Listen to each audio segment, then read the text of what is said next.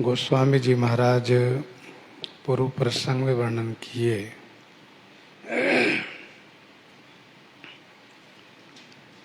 लंकनी ने श्री हनुमान जी से ये कहा कि कौशलपुर के राजा श्री राम जी को हृदय में धारण करके आप नगर में प्रवेश कीजिए और निःशंक होकर के सब कार्य कीजिए।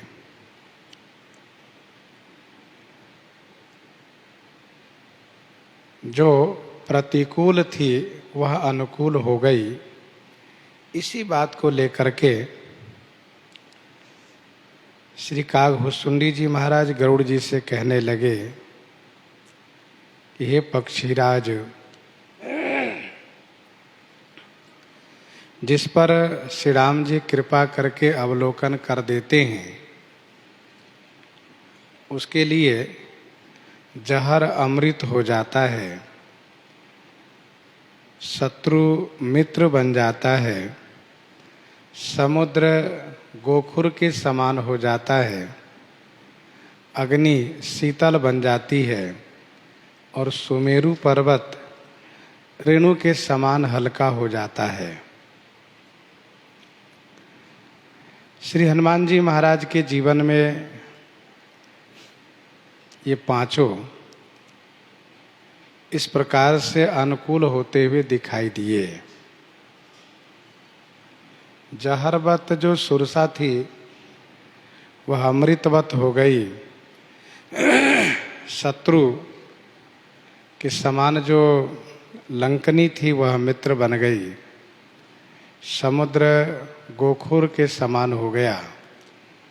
गोपद गोखुर अर्थात गौ के पांव रखने से जो गड्ढा बन जाता है और उसमें जो पानी हो उसी को कहते हैं गोखुर पानी, गोपद पानी। लंका जलाने में अग्नि शीतल हो गई और द्रोणाचल पर्वत लाने में सुमेरु रेणु के समान हुआ। द्रोण सो पहाड़ लियो ख्याल ही उखाड़ी कर।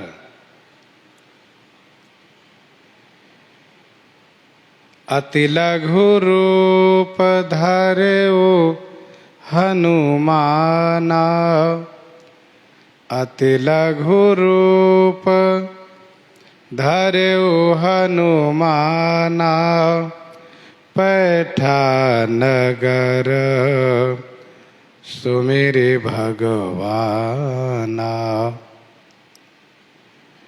अति लघु रूप धरेउ हनुमाना, पैठा नगर सुमेरी भगवाना। श्री हनुमान जी अति लघु रूप धरेउ, अतिशय लघु रूप का धारण किए, अतिशय लघु रूप धारण किए और भगवान श्री राघवेंद्र को स्मरण करके नगर में प्रवेश किए।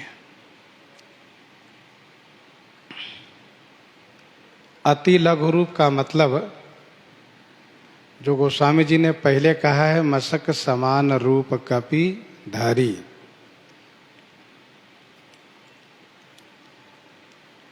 अर्थात कल्पना भी नहीं कर सकते इतना छोटा श्री हनुमान जी बन गए। भगवान को स्मरण किए क्योंकि भगवान ऐश्वर्यवान है। लंका ऐश्वर्य से संपन्न है, परिपूरित है। भगवान को स्मरण करने से कहीं भी किसी ऐश्वर्य को देखने पर मन विमोहित नहीं होता है।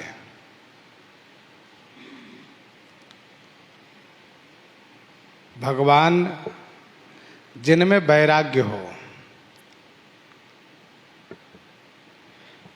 खड़ैश्वर्य में एक वैराग्य भी है।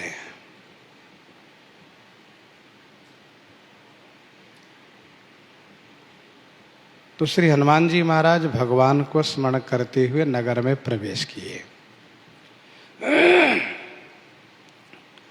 मंदिर मंदिर प्रति करी शोधा, मंदिर मंदिर प्रति करी शोधा, देखे जहाँ तहाँ अगणित जोधा। संपाति ने भले ही यह कहा है कि तहाँ अशोक उपवन जहाँ रही, सीता बैठी सोचरत अहई,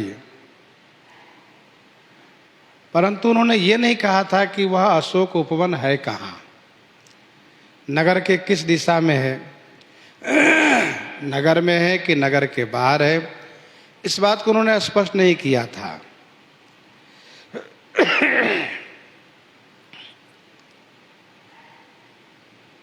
वैसे उपवन नगर के बाहर भी होता है और नगर के अंदर भी होता है। नगर के अंदर जो हुआ करता है वह गृह उपवन होता है, और नगर के जो बाहर वो होता है वह ग्राम उपवन कह लीजिए, नगर उपवन कह लीजिए। उपवन की एक विशेषता होती है कि उसके चारों तरफ जो वृक्ष लगे हुए होते हैं उसी के नाम से उस उपवन का नाम होता है। यदि सब तरफ चारों तरफ चंपा का वृक्ष लगा हो तो चंपा उपवन नाम होगा, आम का वृक्ष होगा तो आम्र उपवन होगा, कदम का वृक्ष होगा तो कदम उपवन होगा। वैसे अशोक के वृक्ष होने से अशोक उपवन।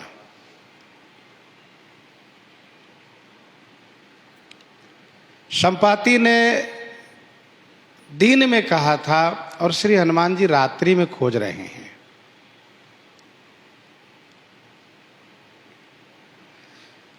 चोरी की वस्तु कहीं भी छुपा के रखी जा सकती है,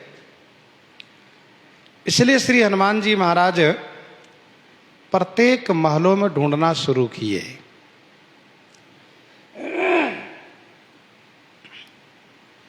विभीषण जी महाराज से भेंट हो गई। यदि उनसे भेंट न होती तो जिस क्रम से श्री हनुमान जी महाराज महल महल में ढूंढ रहे थे उसी क्रम से श्री हनुमान जी महाराज अशोक वन भी पहुंच जाते।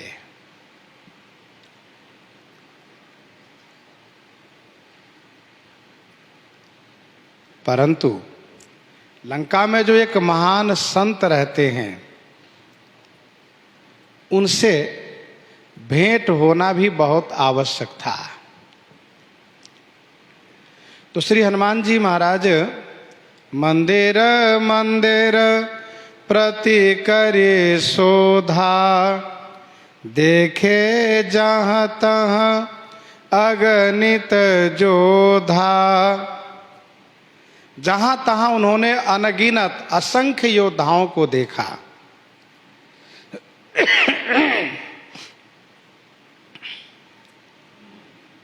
श्री हनुमान जी महाराज स्वयं योद्धा है, इसलिए उन्होंने योद्धाओं को देखा, अर्थात योद्धाओं पर इनकी दृष्टि गई।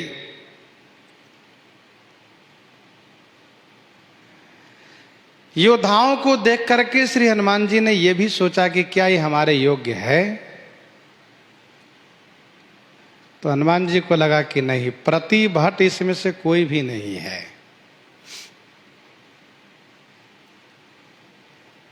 श्री हनुमान जी ने कहा भी है आगे चल करके, देखी मैं 10 कंठ सभा सब मोते कौन सबलते।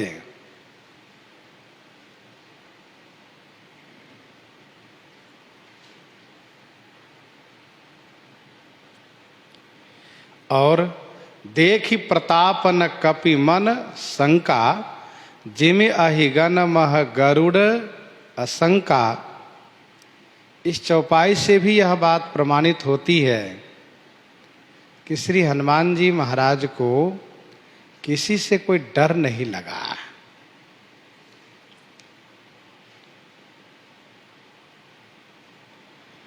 मंदिर मंदिर प्रतिकरी शोधा। संतों का अपना विचार है कि श्री हनुमान जी महाराज महान भागवत हैं, महान संत हैं। इनके हृदय में श्री सीताराम जी विराजित हैं। तो श्री हनुमान जी प्रत्येक महलों में पहुंच रहे हैं। श्री हनुमान जी के जाने से वह महल मंदिर हो गया, मंदिर संज्ञक हो गया।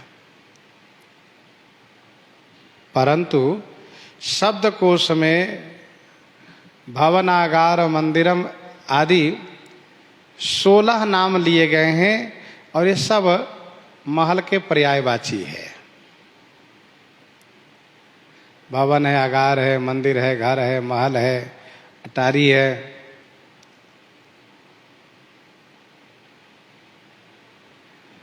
तो मंदिर मंदिर प्रतिकरी शोधा।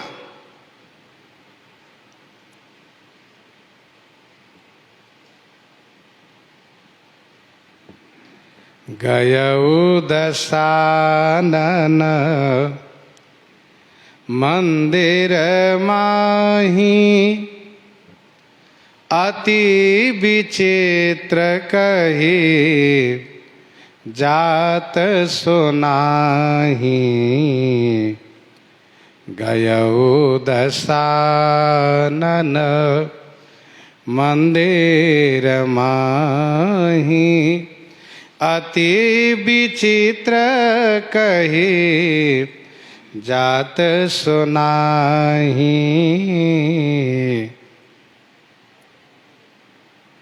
गयऊ दशानन मंदिर माही अति विचित्र कही जात सुनाही। दशानन मंदिर माही गयऊ। दशानन रावण के मंदिर में गए। अति विचित्र कही जात सुनाही। वह अति विचित्र है, उसके बारे में कहा नहीं जा सकता।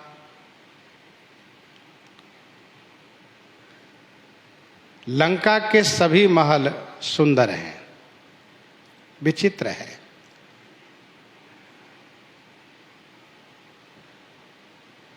कनक रचित मणि भवन अपारा।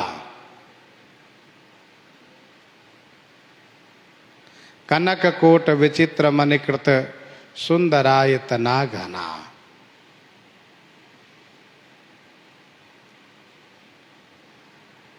तो स्वर्ण मणि में लंका के महल है, लंका के मंदिर है, घर है, और ये लंकेश का महल है। श्री हनुमान जी महाराज ने भले ही किसी और के घर को नहीं पहचाना हो,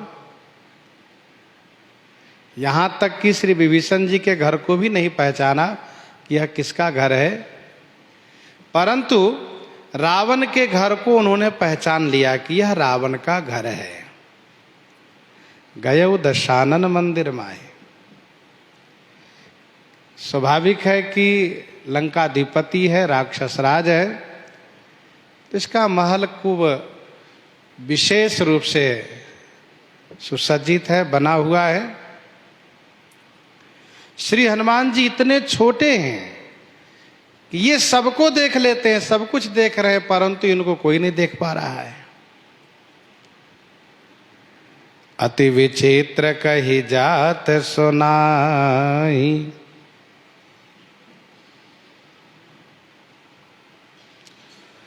शयन किए देखा कपिते ही। शयन किए देखा कपिते ही। मंदिर महन दिखबै देहि। मंदिर महन दिखबै देहि। शयन किए देखा कपिते ही। कपि श्री हनुमान जी ने ते ही उससे शयन किए हुए देखा, सोए हुए देखा। मंदिर महन देख वैदेही, उस मंदिर में वैदेही को नहीं देखा। बहुत संभावना थी यहाँ पर श्री सीता जी को होने की, परंतु श्री सीता जी यहाँ नहीं है। शयन किए देखा कपिते ही, मंदिर महुन दीख वैदेही।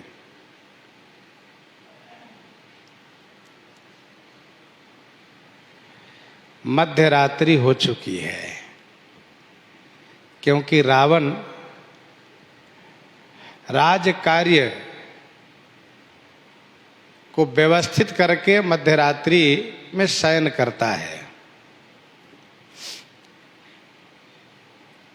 दूसरी बात यहां पर यह है कि सभी महलों में योद्धा दिखाई दिए, पर रावण के पास कोई योद्धा नहीं दिखाई दिए। ऐसा क्यों? तो इसका उत्तर यह है कि नीति कहती है कि राजा को अकेले ही सोना चाहिए।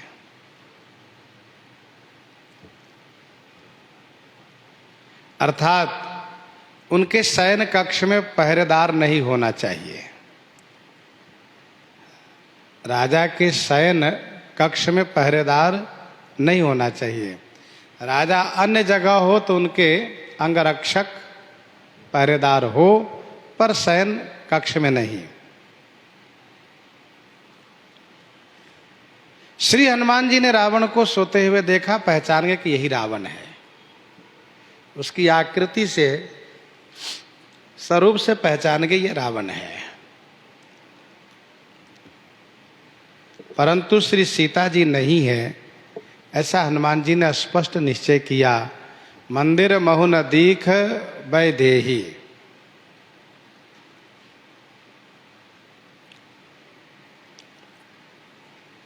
श्रीमद् वाल्मीकि रामायण में ऐसा वर्णन है, श्रीमद् वाल्मीकि रामायण में ऐसा वर्णन है कि मंदोदरी को देखने के बाद श्री हनुमान जी महाराज के मन में यह भावना हुई कि श्री सीता जी यही तो नहीं है। परंतु दूसरे क्षण श्री हनुमान जी के मन में यह निश्चय हो गया कि यह श्री सीता जी नहीं हो सकती है।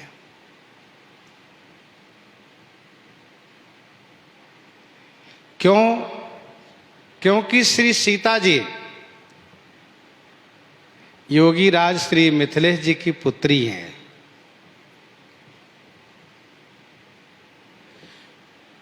तथा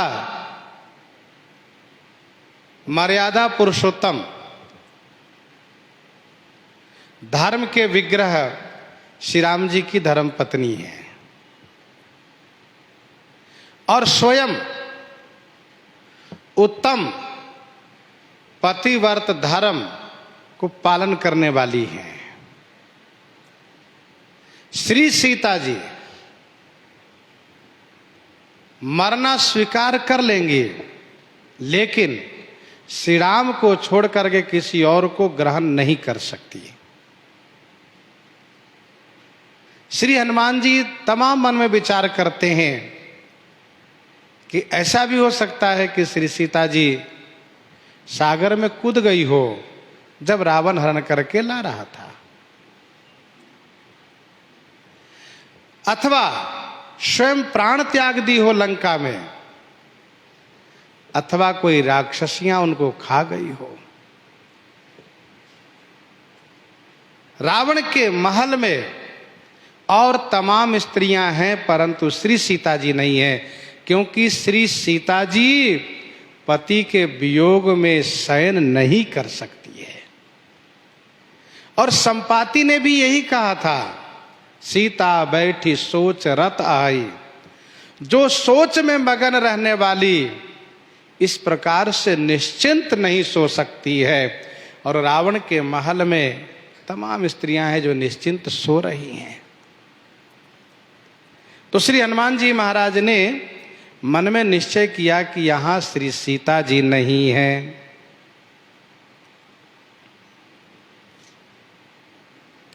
श्री सीता जी किसी भी परिस्थिति में श्री राम को छोड़ करके किसी और को स्वीकार नहीं कर सकती, क्योंकि श्री राम के जैसे कोई है ही नहीं।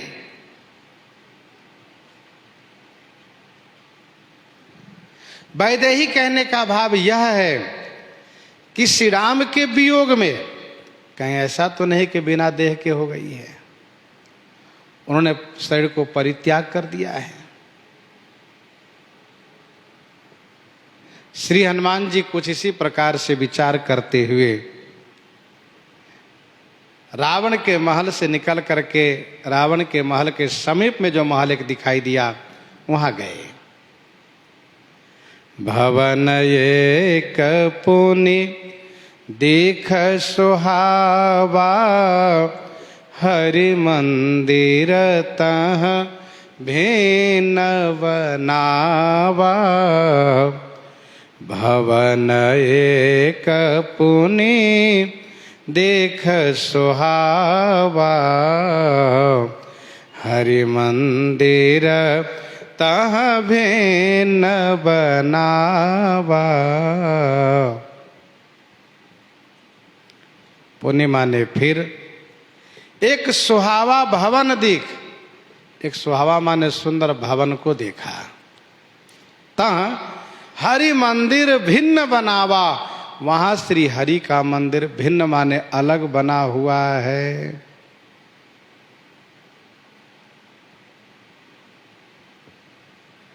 भवन एक पुनि दीख सुहावा।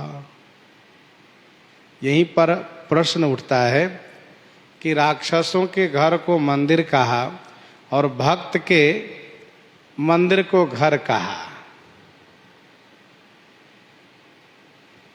भवन एक पुनि दीख सुहावा, ऐसा क्यों? तो हम लोग अभी थोड़ी देर पहले चर्चा भी किए हैं कि भवन, आगार, मंदिर ये सब पर्यायवाची है। महल के 16 नाम लिए गए हैं शब्दकोश में। वस्तुतः काव्य की रचना करने में जो शब्द उस छंद में सुंदर लगता हो, वही शब्द कवि छंद में रखते हैं। अब भवन भवन प्रतिकरी शोधा अच्छा नहीं लग रहा था। गयो दशानन भवन माही, तब वो ठीक नहीं लगा। भवन महना दिख वैदेही, घर महना दिख वैदेही, आगार महना दिख वैदेही, कहते नहीं ठीक आया, क्योंकि छंद भंग हो रहा था। इसलिए गोस्वामी जी ने मंदिर शब्द का प्रयोग किया। विभीषण जी महाराज के लिए कहा भवन एक पुनि दीख सुहावा, क्योंकि यहां पर एक भगवान के मंदिर अलग दिखाई दिए, इसलिए दोनों को स्पष्ट करने के लिए कहा कि ये विभीषण जी का भवन है और इस भवन के पास में एक भगवान का मंदिर है।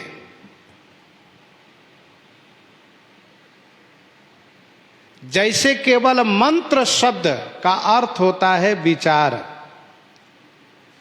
वैसे ही केवल मंदिर शब्द का अर्थ होता है भवन, महल, मकान, घर, आगार, निवास स्थान इत्यादि। लेकिन यदि किसी देवता का मंदिर है तो उसमें फिर देवता का नाम जुड़ा हुआ होता है। एक बार हर मंदिर जपत रहु शिव नाम, हरि मंदिर तह भिन्न बनावा, स्पष्ट गोस्वामी जी ने कहा।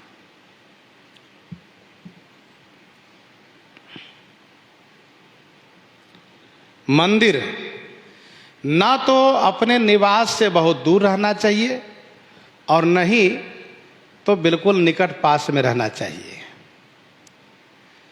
दूर ज्यादा इसलिए नहीं होना चाहिए जिससे कि भोग लगाने में, पूजा करने में समस्या ना हो, इसलिए बहुत दूर नहीं।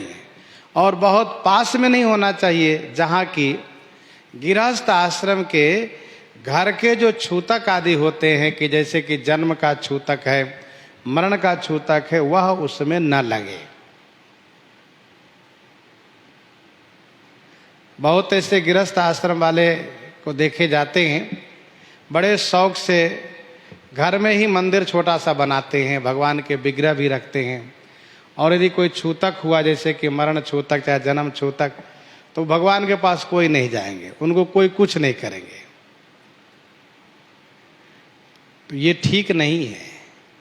अब उतने दिन भगवान की पूजा नहीं हुई, अथवा कोई बहुत श्रद्धावंत किसी बाहरी को बुला करवा लेते हैं।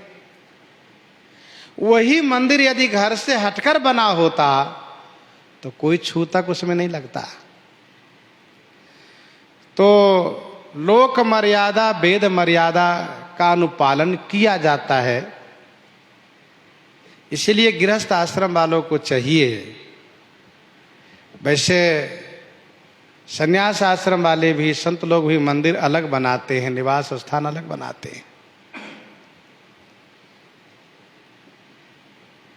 हरि मंदिर तह भिन्न बनावा, न जा बहुत पास में हो और न बहुत दूर हो।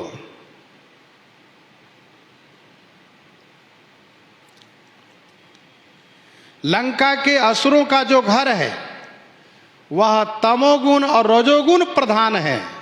रावण का महल भी रजोगुण तमोगुण प्रधान है, लेकिन विभीषण जी का महल सतोगुण और रजोगुण प्रधान है। सतोगुण रजोगुण प्रधान है।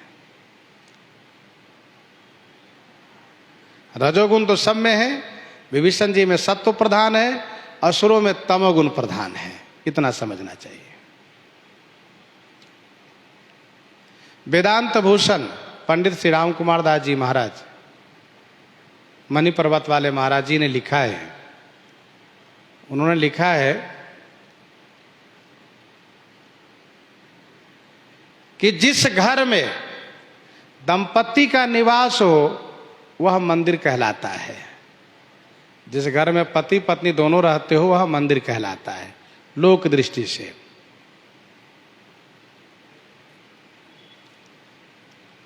उन्होंने कहा बालकांड में भगवती श्री गिरिजा जी के मंदिर को गोस्वामी जी ने मंदिर नहीं कहा।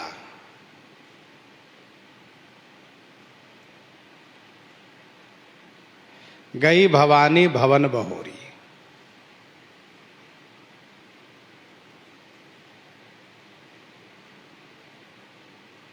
तथा वहां पर भी भवन शब्द का ही प्रयोग है। सर समीप गिरिजा गृह सोहा। क्यों? क्योंकि गिरिजा जी अकेली हैं उस मंदिर में, गौरी जी हैं, भगवान शिव के साथ में नहीं है, इसलिए वहां मंदिर नहीं कहा, गृह और भवन कहा। तो यहां पर सभी घरों में दंपति का निवास पाया गया, इसलिए मंदिर मंदिर गयो दशानन मंदिर। और विभीषण जी महाराज घर में अकेले विश्राम कर रहे थे। ऐसा क्यों? तो ऐसा इसलिए क्योंकि इनकी धर्मपत्नी शर्मा जी श्री सीता जी की सेवा में अशोक वाटिका में है। इनकी बेटी, इनकी पत्नी अशोक वाटिका में रहती है।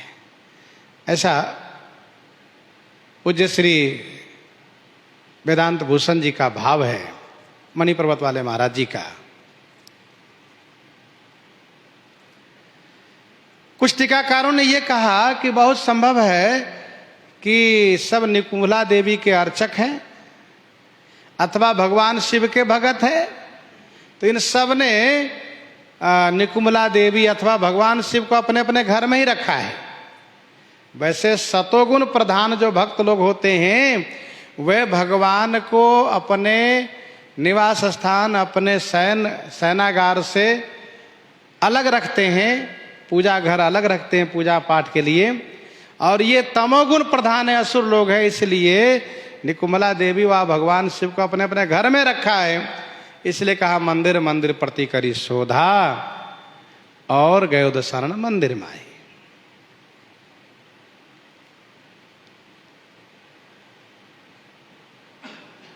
ये संतों के अलग अलग भाव है, विचार है।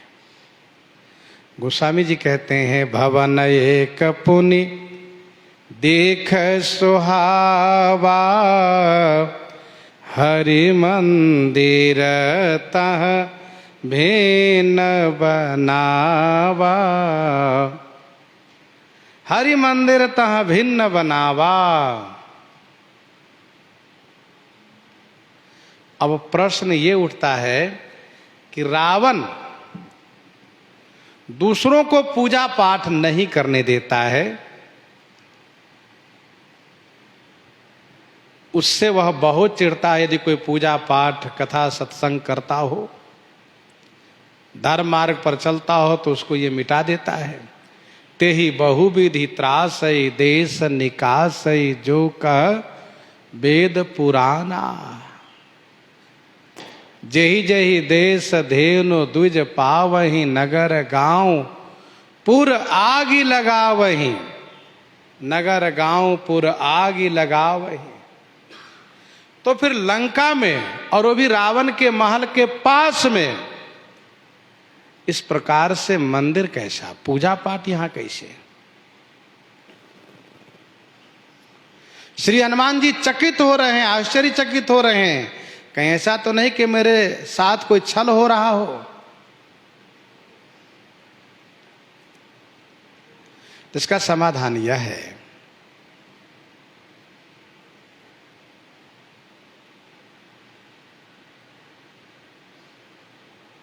कि विभीषण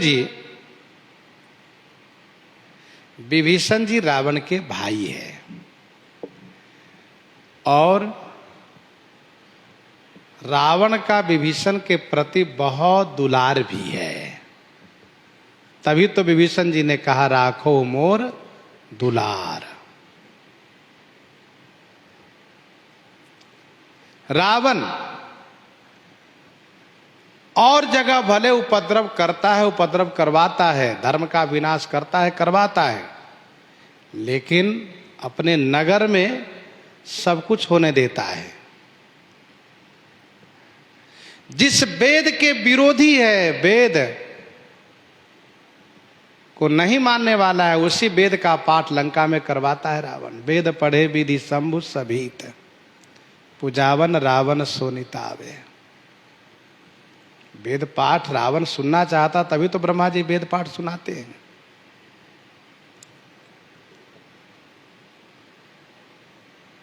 पारिवारिक सामंजस्य में रावण बहुत होशियार है, चतुर है। धर्म कर्म की बात तथा श्री राम जी के ईश्वरत्व की बात मंदोदरी ही करती हैं, पर रावण उस पर नाराज कभी नहीं होता है। तो विभीषण जी रावण के दुलरुआ है।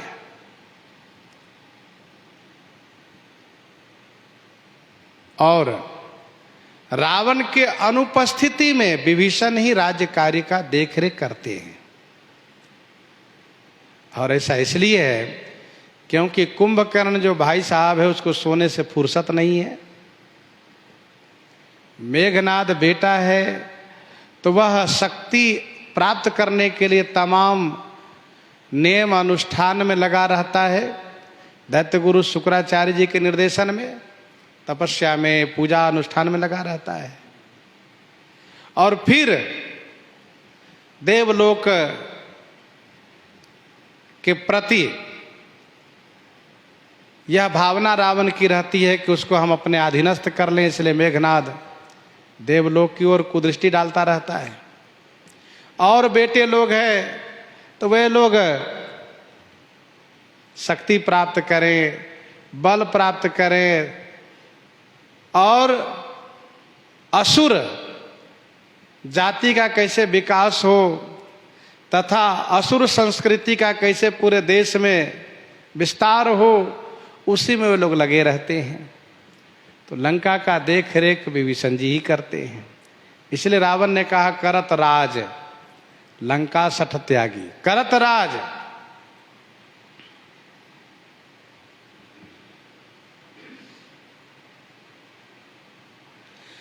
रावण यह भी जानता है कि विभीषण जी को वरदान मिला है। उन्होंने वरदान पाया है, ते ही मांगे भगवंत पद कमल अमल अनुराग। जिस प्रकार से मैंने वरदान पाया है, कुंभकर्ण वरदान पाया है, कुंभकर्ण के वरदान के अनुसार उसको नींद आती है, सोता रहता है। मेरे वरदान के अनुसार मुझे कोई परास्त नहीं कर सकता, मार नहीं सकता सिवाय मनुष्य को छोड़ करके। तो वैसे विभीषण का वरदान है, वो पूजा पाठ करेगा, पूजा पाठ के बिना रह ही नहीं सकता। और फिर यदि मेरा भाई विभीषण पुजारी बन के रहे तो क्या समस्या है, करने दो पूजा।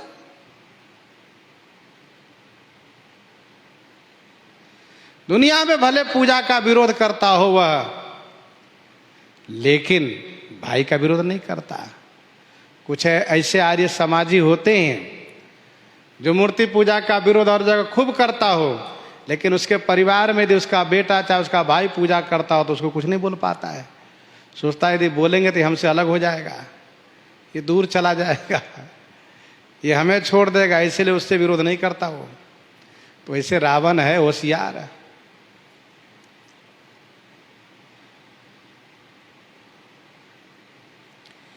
बारह पुराण की कथा है, रावण इंद्र का खजाना लूटा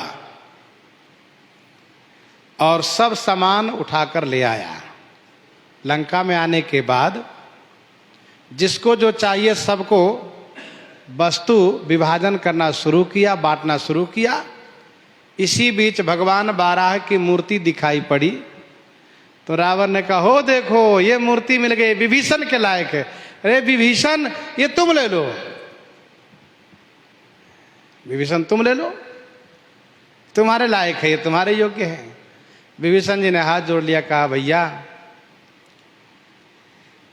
आप तो जानते हैं कि ये भगवान की मूर्ति है। कहाँ मैं जानता हूं, आप हमें प्रसन्नता पूर्वक दे रहे हैं, कहाँ मैं दे रहा हूं। तो आप उसी प्रसन्नता के साथ आदेश कीजिए कि हम जैसा चाहे वैसा पूजा करें, उसमें विरोध नहीं होना चाहिए। कहा विभीषण तुम्हारा जैसे जी चाहे पूजा करो। विभीषण जी ने कहा मंदिर बनवा लो। कहा हाँ बनवा लो।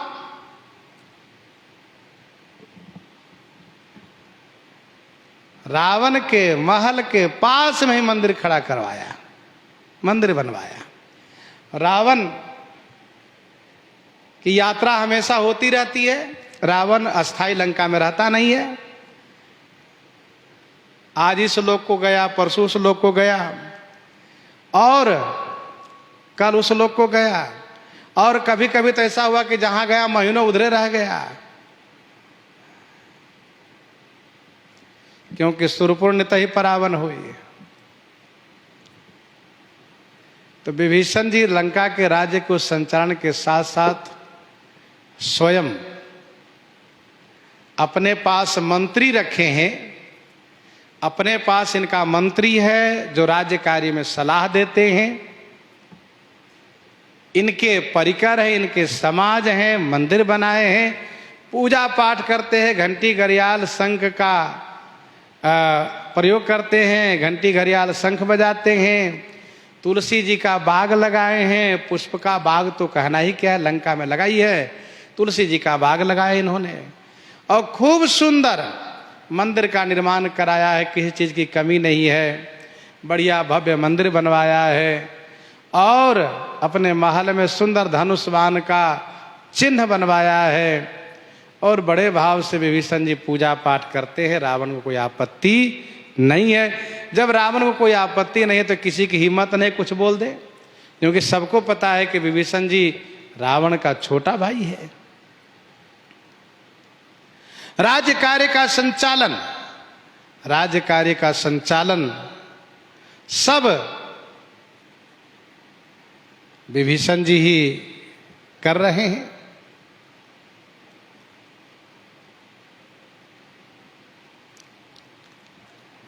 इसीलिए कोई विरोध नहीं किया जाता इनको।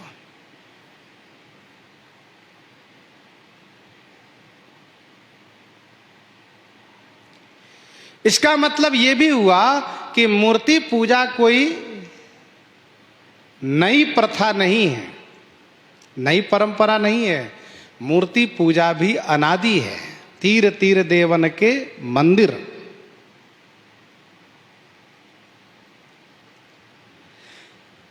श्री कागभुसुंडी जी महाराज कहते हैं, जपौ मंत्र शिव मंदिर जाई, और ये बात 27 कल्प पहले की बता रहे हैं। इस बात को यहाँ इसलिए कहना पड़ रहा है क्योंकि कुछ लोग आर्य समाजी लोग कहते हैं कि मूर्ति पूजा तो बाद में शुरू हुई है। लोग मूर्ति पूजा शुरू किए।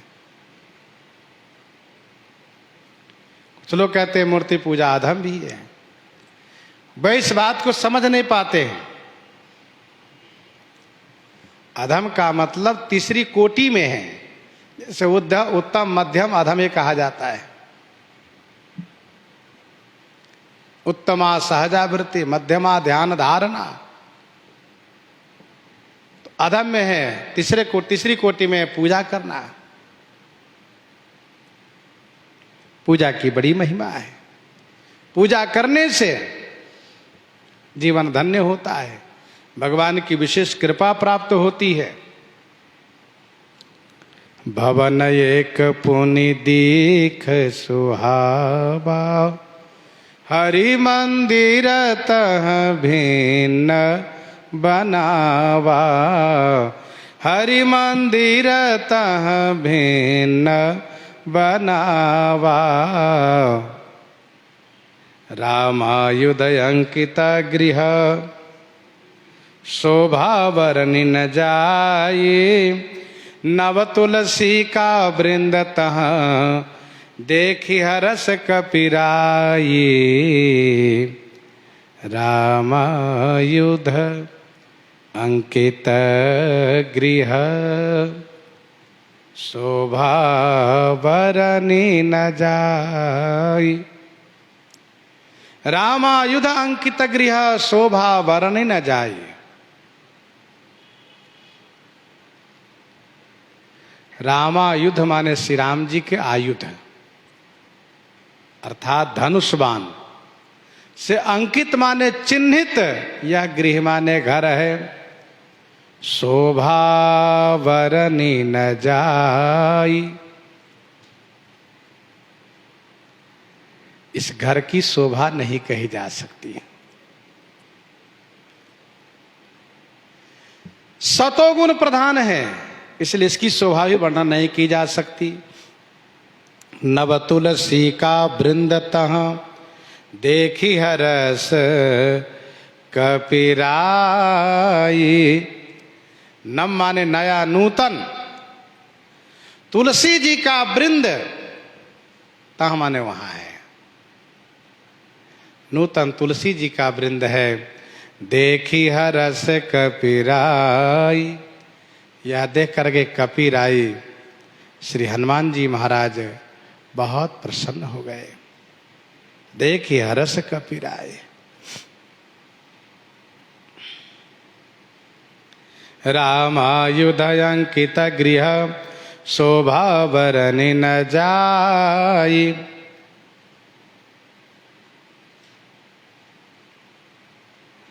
भगवान श्री राम के धनुष बाण का चिन्ह बना है। जो जिस देवता के भक्त होते हैं उनके आयुध का चिन्ह धारण करते हैं तथा उस चिन्ह को अपने महलों पर अंकित कराते हैं। शिव जी का है तो त्रिशूल, भगवान श्री कृष्ण भगवान श्री विष्णु नारायण के भक्त हैं शंख चक्र, भगवान श्री राम के भक्त धनुष बाण धारण करते हैं।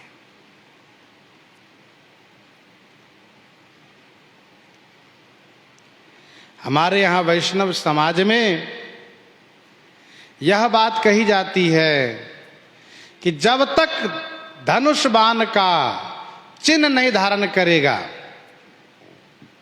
तब तक वह पूर्ण निष्पाप नहीं होगा, और पूर्ण निष्पाप नहीं होगा तब तक वह भगवत धाम को प्राप्त नहीं करेगा। धनुष बाण शंख चक्र गदा पद्म आदि का धारण करते हैं वैष्णव। हाँ, इतना जरूर है, कुछ लोग शीतल धारण करते, कुछ लोग तप्त धारण करते हैं। शीतल माने रोज लगाते हैं, और तप्त का मतलब एक बार धारण कर लिए तो हमेशा के लिए हो जाता है। हमारे यहाँ वैष्णव जगत में ये भी माना जाता है कि धनुष बाण के चिन्ह धारण कर लेने से पंच संस्कार में यह एक संस्कार है, इसके हो जाने से फिर इस बात की निश्चिंता हो जाती है, चाहे जहां शरीर छूटेगा वो भगवान के धाम को जाएगा।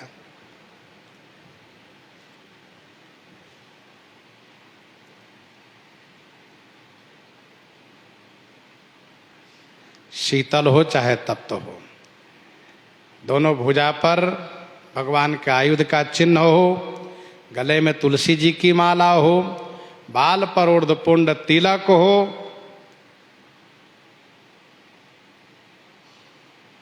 इससे शरीर पवित्र हो जाता है। भगवत संबंधित नाम हो, भगवान का मंत्र प्राप्त हो, भगवत स्वरूप हो जाता है। इसीलिए पंच संस्कारों परांत वह भगवान का रूप माना जाता है।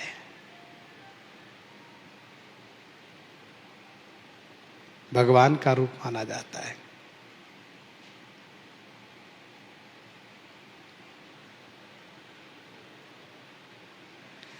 दिन रात तुलसी जी की माला, बाल में तिलक और भगवान के अस्त्र शस्त्र का चिन्ह रहना चाहिए।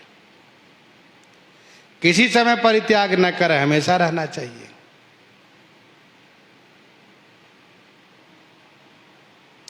श्री हनुमान जी देख करके बड़े प्रसन्न हो गए। श्री राम जी का वह बाण है जो बाली को धाम पहुंचा दिया। जो इस बाण को धारण करता है वह भगवान के धाम को अवश्य जाता है। हनुमान जी बड़े प्रसन्न हुए, क्योंकि हनुमान जी को लगा ये मेरे सजातीय हैं, जैसे मैं श्री राम भक्त हूं वैसे ये भी श्री राम भक्त हैं। रामायुध अंकित गृह, घर पर धनुष बाण का चिन्ह बना है, ये श्री राम भक्त हैं। तो श्री राम भक्त होने के निशानी हमेशा होना चाहिए। कहीं भी दूर से हनुमान जी जैसे, नारद जी जैसे, सुखदेव जैसे, सनकादिक जैसे श्री राम के भक्त देखे तो उनको लगे कि हाँ ये भक्त है। पता चला बाल में तिलके नहीं, कंठी का पता ही नहीं, छाप का कोई पहचान ही नहीं, तो फिर भक्त होने का क्या पहचान होगा।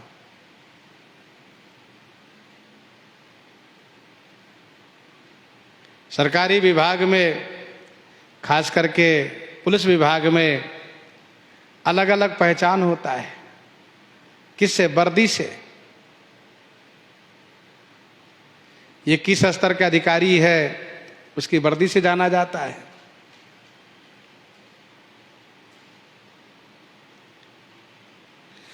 चारों वर्ण के श्री राम भक्तों को ये सब धारण करना चाहिए।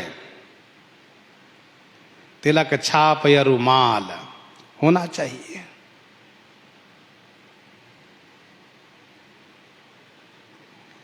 राम पटल में स्पष्ट लिखा है,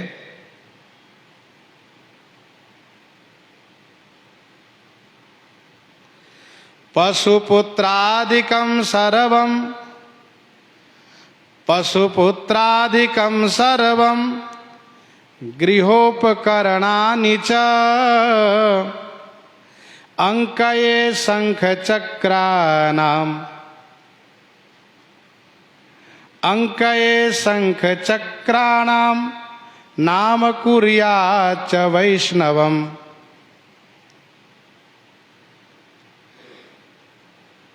ये शिव संहिता का श्लोक स्पष्ट लिखा है।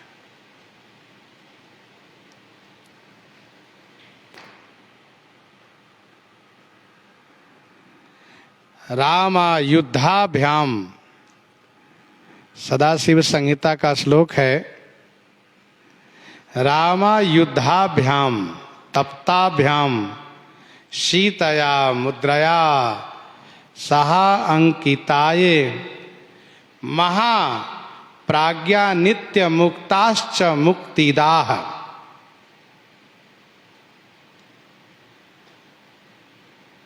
अर्थात राम पटल का जो वह श्लोक आपने सुना है, पशुपुत्रादिकम सर्वम गृहोपकरणानि च।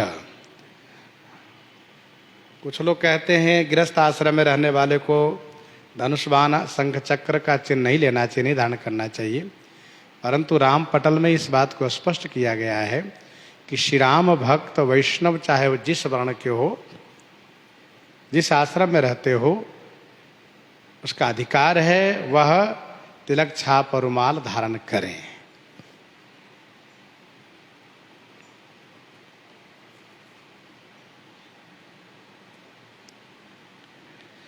श्री हनुमान जी महाराज इतने प्रसन्न हुए, इतने प्रसन्न हुए कि मानो राज्य पद मिल गया। देखी अरस कपिराई।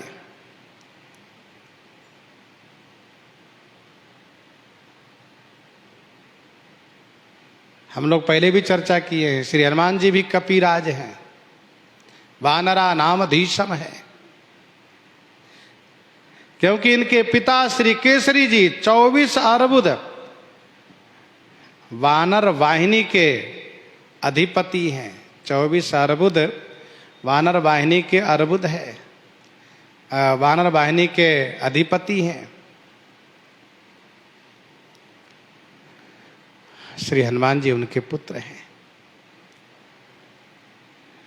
नव तुलसी का वृंदतः, भगवान को ठाकुर जी को तुलसी जी सर्वाधिक प्रिय हैं। अजहु तुलसी का हरि ही प्रिय, अजहु तुलसी का हरि ही प्रिय, राम ही प्रिय पावनी तुलसी सी। राम ही प्रिय पावन तुलसी सी। कुंजर मणिकंठा कलित व्रण तुलसी का माल। तुलसी जी धारण प्रभु करते हैं। कलभ भेद से श्री लक्ष्मी जी अथवा कामोदा अथवा वृंदा को तुलसी जी होना धर्मशास्त्र में वर्णन है, पुराणों में वर्णन है। तुलसी जी प्रभु को सर्वाधिक प्रिय हैं। चाहे जितना बढ़िया व्यंजन अर्पित कीजिए, जितना बढ़िया बढ़िया पुष्प अर्पित कीजिए, तुलसी जी नहीं अर्पित किए तो ठाकुर जी प्रसन्न नहीं होते। तुलसी जी अर्पित कर लिए तो ठाकुर जी परम प्रसन्न हो जाते। 56 भोग 36 व्यंजन बिनु तुलसी हरि को न मानी। श्री हनुमान जी सोचने लगे लंका निशिचर निकर निवासा। लंका निशिचर निकर निवासा, यहाँ कहाँ स जन कर बासा। यहाँ कहाँ स जन कर बासा। लंका निशिचर निकर निवासा। लंका निशिचर निकर निवासा, यहाँ कहाँ सज्जन कर वासा।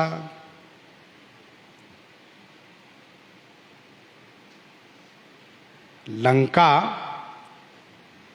निकर निशिचर निवासा, लंका समूह राक्षसों का निवास स्थान है। यहाँ कहाँ सज्जन कर वासा, यहाँ पर सज्जनों का वास कहाँ है। यहाँ कहाँ सज्जन कर वासा। लंका निशिचर निकर निवासा। हनुमान जी सोचते हैं कि यहाँ लंका में एक सज्जन का निवास, ये कैसे हो सकता है। एक खल के साथ सज्जनों को निवास करना, एक खल के साथ सज्जन को रहना मुश्किल हो जाता है, और यहाँ तो खल के समाज है। एक खल सैकड़ों हजारों सज्जन को परेशान कर देता है। जहां सैकड़ों हजारों सब केवल खल ही खल, वहां एक सज्जन कैसे रह सकते हैं। लंका निशिचर निकर निवासा, समूह राक्षस। पंडित ज्वाला प्रसाद का यह दोहा प्रसिद्ध है। पंडित ज्वाला प्रसाद का यह दोहा प्रसिद्ध है। नख चौगुन बसून तहाँ, नख चौगुन बसून तहाँ सप्त आकाश मिलाए। नख चौगुन बसून तहाँ सप्त आकाश मिलाए। एते निशिचर एक दिना बिररावनपुर आए। 72 करोड़ राक्षस एक दिन में पैदा होते हैं लंका में।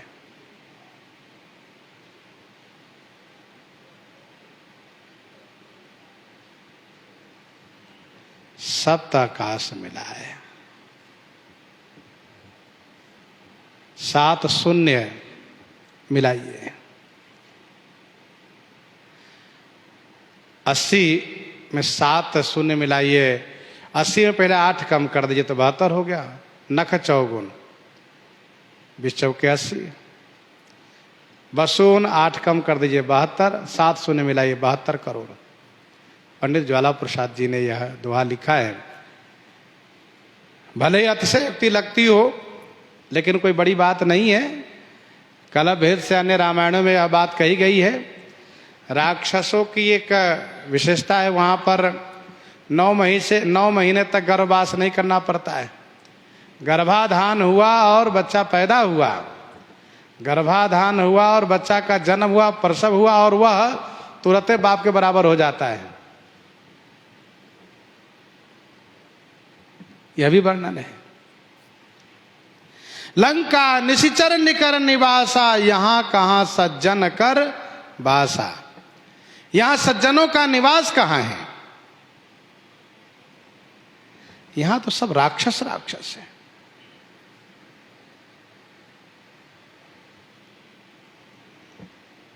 सुनहु असंतन केर सुभाऊ, भूले हु संगति करिए न काऊ। तिन कर संग सदा दुखदाई, जिमि कपिलहि घालई हर हाई। जिमि कपिलहि घालई हर हाई। जिमि कपिलहि घालई हर हाई।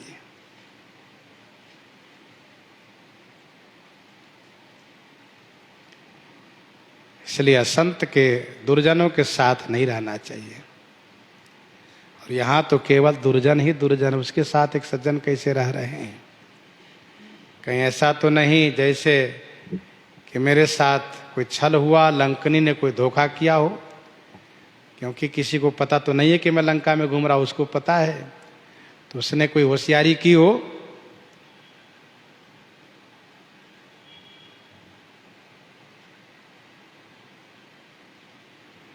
खाला और सज्जन एक साथ रह नहीं सकते, क्योंकि दोनों की प्रकृति अलग अलग है। एक उत्तर दिशा को जाने वाले, एक दक्षिण दिशा को जाने वाले हैं, दोनों साथ कैसे रहेंगे? भाई जो एक दिशा को जाने वाला वो साथ रह सकते हैं। वो पता चला कि यहां से हमारा रास्ता इधर है, आपका रास्ता उधर है, तो मिल कैसे खाएगा? एक धर्म पर चलने वाले, एक अधर्म पर चलने वाले कैसे साथ रह सकते हैं?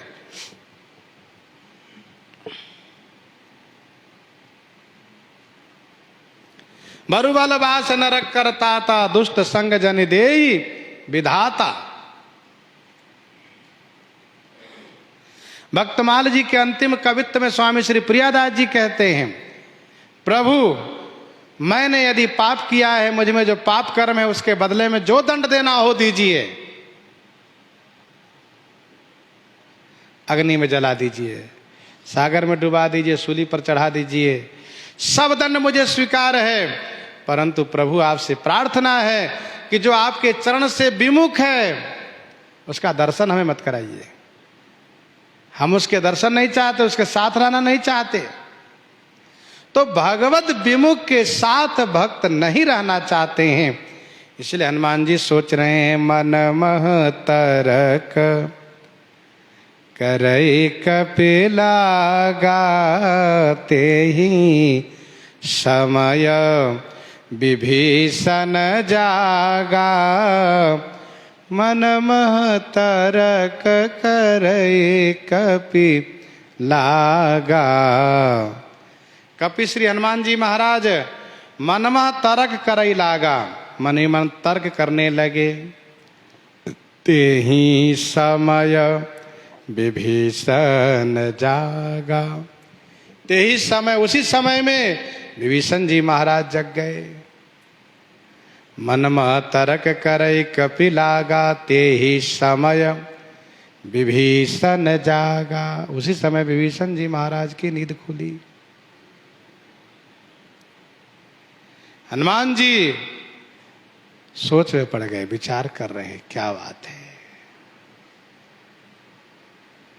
चिन्ह तो सज्जन का है, पर निवास दुर्जनों के बीच है, ये कैसे हो सकता है। विभीषण जी के महल तक पहुंचते हुए में श्री हनुमान जी का चौथा पहर होने जा रहा, अर्थात ब्रह्म मुहूर्त का समय आ गया। काफी समय तो लंका में घूमना और फिर रावण के महल में काफी समय लग गया, सब तरफ ढूंढने में।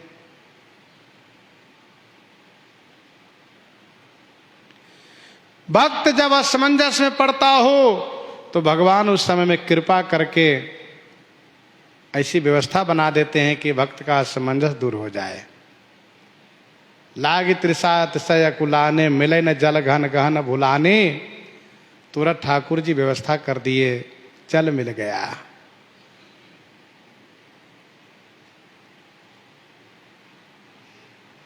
और सागर के तट पर जब असमंजस में पड़ गए कि अब क्या करें, क्योंकि श्री सीता जी की सुधि नहीं मिली। महाराज सुग्रीव ने जो समय दिया था वह पूरा हो गया।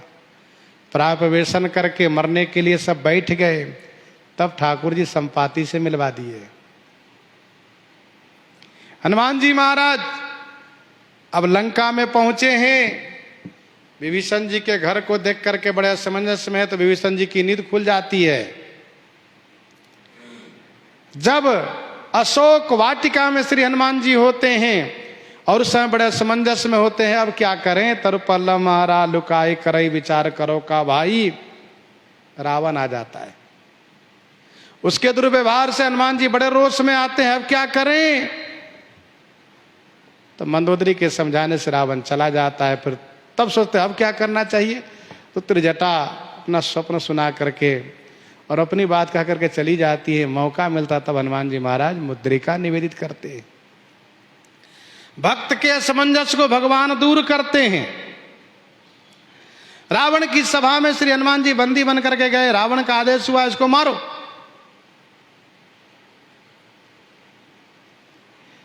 हनुमान जी ने सोचा कि अब तो गड़बड़ होगा, मारेगा ये तो हम इसको छोड़ेंगे नहीं, क्योंकि मैंने पहले कह दिया है जिनमें मारा ते मैं मारे।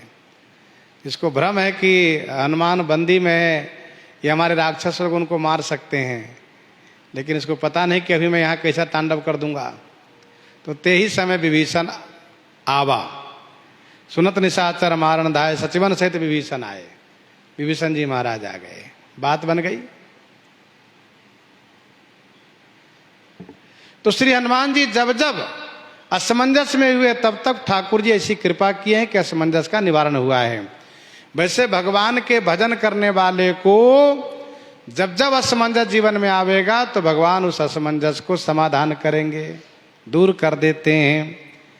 श्री विभीषण जी महाराज ब्रह्म मुहूर्त में नित्य जगते हैं, क्योंकि सज्जन का यह पहचान है कि ब्रह्म मुहूर्त में जगना, ये सज्जन का पहचान है। पछले पहर भूप नित जागा, 3 बजे के बाद जगना चाहिए।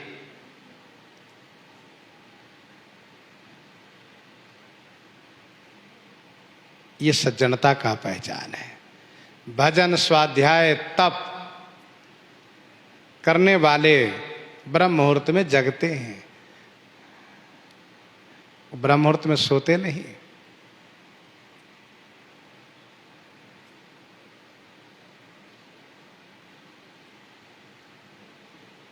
राम राम ते सुमिरन कीन्हा, हृदय हरस कपि सज्जन चिन्हा। राम राम ते सुमिरन कीन्हा, ते उसने राम नाम का स्मरण किया। कपि हृदय हरस सज्जन चिन्हा, श्री हनुमान जी हृदय से हर्षित हो गए, क्योंकि अब ये प्रमाणित हो गया कि ये सज्जन ही है। क्योंकि बाहरी बनावा कोई भी कर सकता है, लेकिन आंतरिक बनावा नहीं हो सकता, आंतरिक बनाव नहीं चल सकता। बनने से दुर्जन सज्जन दिखते हैं, लेकिन इस प्रकार से सो करके जगने पर नाम उच्चारण नहीं कर सकते।